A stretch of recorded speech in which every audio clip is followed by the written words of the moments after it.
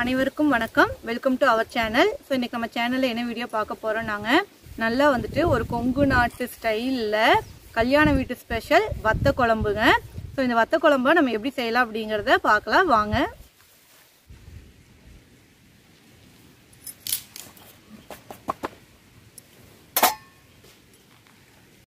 இப்போ வத்த குழம்புக்குங்க நம்ம ஒரு மசாலா அரைக்கணும். மசாலாவுக்கு தேவையான பொருட்கள் என்ன அப்படின்னு சொல்லிடுறேன், பார்த்துக்கோங்க.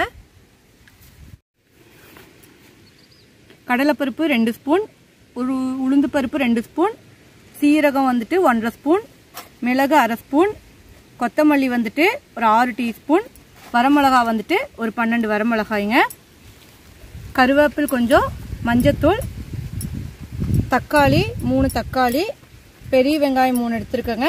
அப்புறம் சின்ன வெங்காயம் பூண்டு நம்ம தாளிக்கிறதுக்கு சேர்த்திக்கிறதுக்கு. இப்போ வந்து நம்ம மசாலா அரைச்சிக்கலாங்க வறுத்து.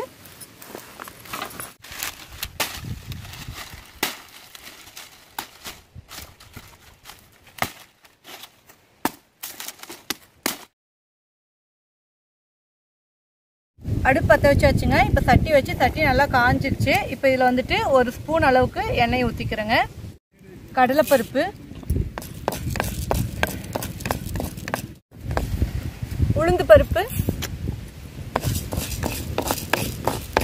குறுமிளகு,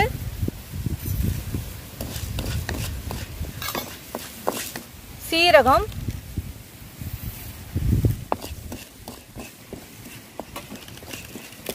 மல்லி,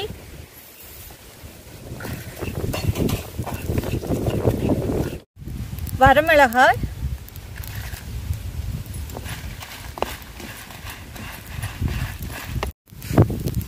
மசாலா நல்லா வறுத்தாச்சுங்க. இப்போ இதை நம்ம இறக்கிடலாம்.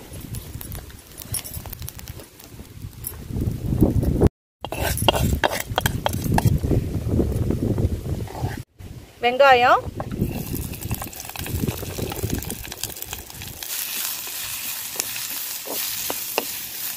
நல்லா வதங்கிடுச்சுங்க. தக்காளி சேர்த்திக்கலாம். கொஞ்சமா கருவேப்பிலைங்க,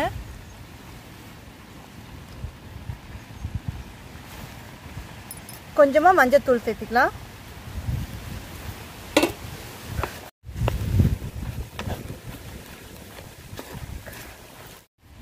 வெங்காயம் தக்காளி வந்துட்டு நல்லா வதங்கிடுச்சுங்க. நம்ம ஏற்கனவே வறுத்து வச்ச மசாலாவும் இந்த வெங்காயம் தக்காளி எல்லாத்தையும் சேர்த்து நம்ம வந்துட்டு ஆட்டி எடுத்துக்கலாங்க.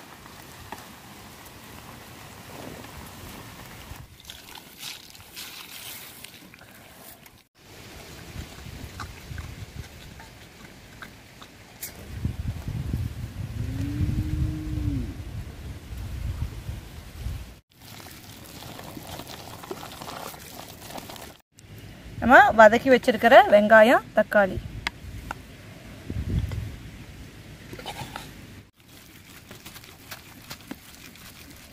மசாலா வந்து நல்லா ஆட்டியாச்சுங்க. இப்போ நம்ம மசாலாவை தோண்டிக்கலாம்.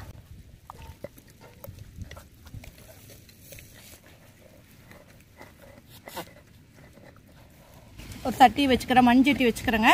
வத்த குழம்புக்கு மண்சட்டி ரொம்ப நல்லா இருக்கும், மண்சட்டியில் செஞ்சோம்னா. இப்போ இதில் வந்துட்டு நல்லெண்ணெய் சேர்த்திக்கிறேங்க. நான் சுத்தமான நல்லெண்ணெய், பெருங்காயங்க, இந்த அளவுக்கு பெருங்காயம் சேர்த்திக்கலாம்.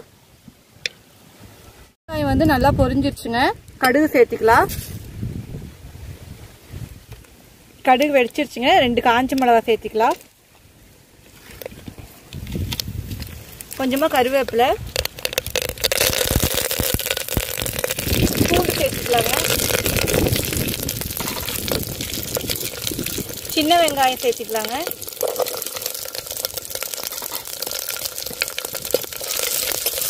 இதை வந்து நல்லா வதக்கி விட்டுக்கலாம். வெங்காயம் பூண்டு நல்லா வதங்கிடுச்சுங்க. இப்போ நம்ம கரைச்சி வச்சிருக்கிற புளித்தண்ணியை சேர்த்துக்கலாங்க. இந்த புளித்தண்ணி பச்சை வாசம் போகிற அளவுக்கு நல்லா கொதிக்கிட்டுங்க.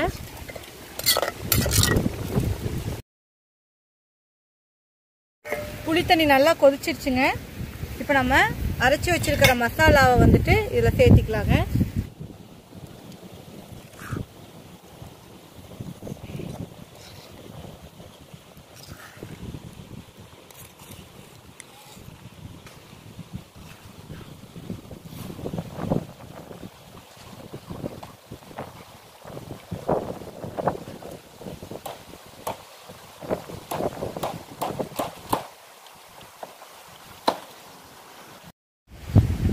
கொஞ்சமா இதை தண்ணி சேர்த்துக்கலாங்க.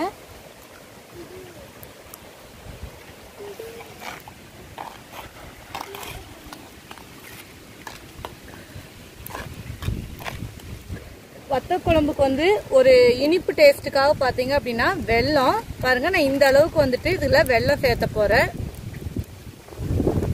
அப்படியே உடைச்சிட்டு அப்படியே போட்டுறேன். இன்னும் நம்ம குழம்புக்கு வந்து உப்பு சேர்க்கலைங்க. தேவையான அளவுக்கு உப்பு சேர்த்திக்கலாம். குழம்புக்கு தேவையான அளவுக்கு உப்பு. குழம்பு வந்து நல்லா அப்படி கொதிக்கிட்டுங்க. நம்ம மூடி வச்சிடலாம். குழம்பு நல்லா கொதிச்சிருச்சுங்க. இப்போ நம்ம இதை இறக்கி வச்சிடலாங்க.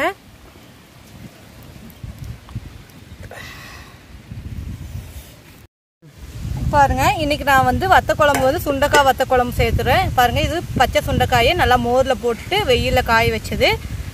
நீங்கள் இந்த வத்தலுக்கு பதிலாக நம்ம சுக்கிட்டிக்காய் வத்தல் இல்லை வந்து கத்திரிக்காய் வத்தல், உங்களுக்கு எந்த வத்தல் விருப்பமாக இருக்கோ அதை நீங்கள் சேர்த்திக்கலாம். நான் இன்னைக்கு வந்து சுண்டைக்காய் வத்தல் எடுத்திருக்கேன்.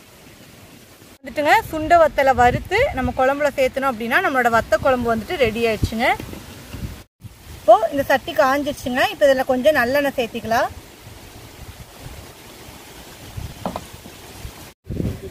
எண்ணெய் சூடாயிடுச்சுங்க. இப்போ இதில் வத்தலை சேர்த்திக்கலாம்.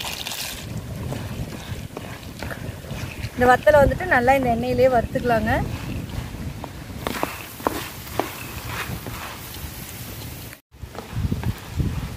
பாருங்க, சுண்டைக்காய் வத்தல் வந்துட்டு இந்த அளவுக்கு நல்லா வறுபட்டுருச்சு. இப்போ வந்து பார்த்தீங்க அப்படின்னா இதில் கொஞ்சமாக கருவேப்பிலை சேர்த்திக்கலாம்.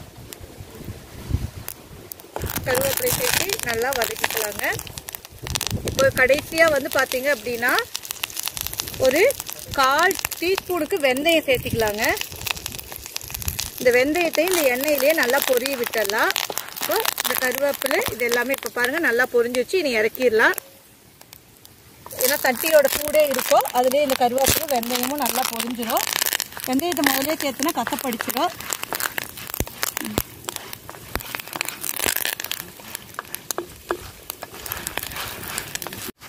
இப்போ இந்த குழம்புல வந்து பார்த்தீங்கன்னா நம்ம வறுத்து வச்சிருக்கிற வத்தலை வந்து சேர்த்திக்கலாம்.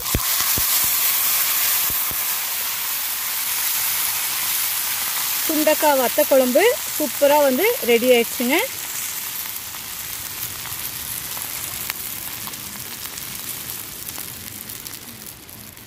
வத்த குழம்பு வந்துட்டு ரெடி ஆயிடுச்சுங்க. எப்படி இருக்குதுன்னு டேஸ்ட் பண்ணி பார்த்தலாம்.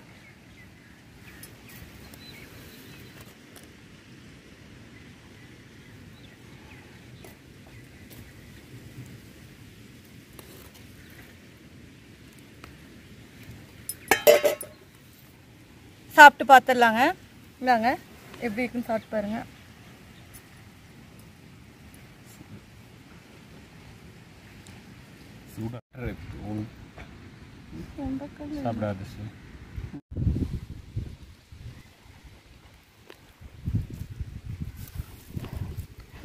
சுண்டைக்காய் வத்த குழம்பு பாருங்க. சாப்பிட்டு பார்த்துடலாமா?